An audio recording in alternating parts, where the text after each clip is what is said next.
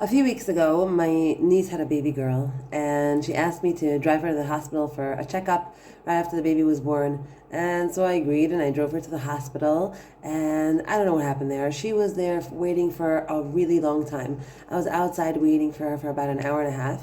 After about an hour and a half, I was thinking like, okay, this is getting crazy. I started getting really bored, and I went onto my group. I have a group on my phone that I barely ever use. I maybe used it once or twice, where if people go to hospitals, it's Ezer Mitzio, and basically they offer a service that if people go to hospitals, then we have this WhatsApp group that if anybody's near a specific hospital, they text, hey, I'm near Hadassah, I'm near Shari Tzedek, I'm near, and if anybody needs a ride back home. So what are the odds that someone's here right now when I'm here? What are the odds that someone needs a ride back to where I'm going back to, remote? Anyway, I sent a message. I was so bored. I was like, so I sent a message. And a lady responded to me, yes, I'm in Hadassah Ein Karam Hospital. I'm right where you are. Where are you? And I told her where I was. I looked up and she was standing right there. Like, amazing, come, I'll drive you home. She gets in the car and I told her, listen, I don't know when my niece is coming out. She should be out hopefully soon, but I'm not exactly sure.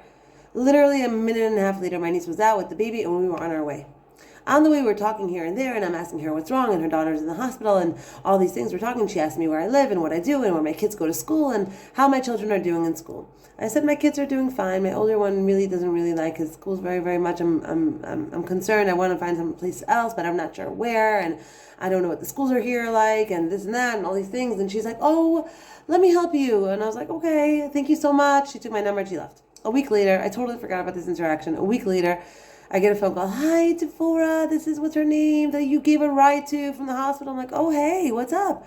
She's like, listen, I made a few phone calls and I spoke to this and this person and he really wants to talk to you. He really wants to help you get your kids in school.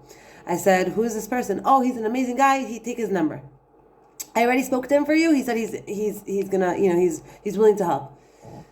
I didn't call the guy. I just didn't call the guy. I'm like, I don't know who these people are. I don't know. I don't really want to start getting people involved in my business. I didn't call the guy. 2 days later, the guy calls me. Hi, Devorah, this is Tuvia.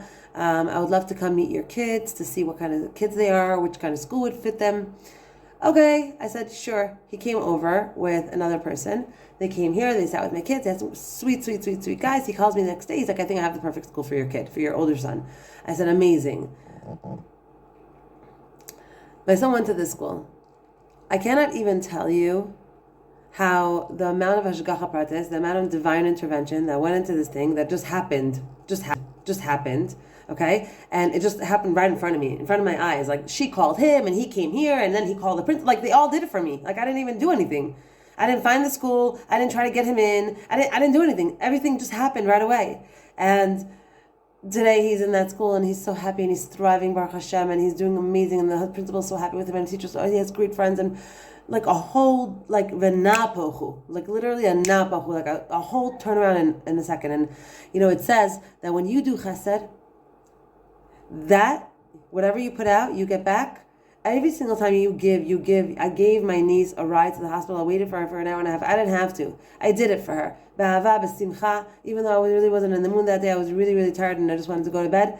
But I did it. And what happened as a result of me finding this woman that I'm doing her a favor, I'm driving her home, she ended up getting my son into the perfect school for him. She was a conduit for that. So when it says, when you give, you get, remember that you doing somebody else a favor is ultimately doing yourself a favor. That's how God works. That's how it's supposed to be. You scratch my back, I scratch yours. That's how it goes. That's the idea. So I hope that was inspiring for you.